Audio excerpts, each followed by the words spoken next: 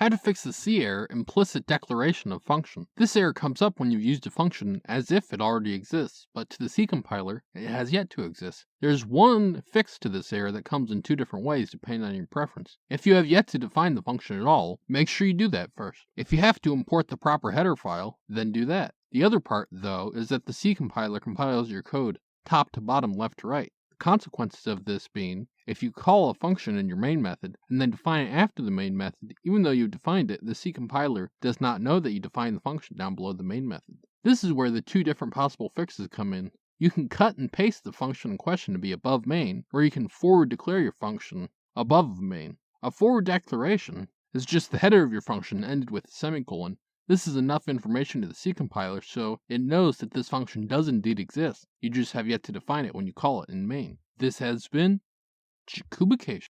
Like and subscribe to learn more.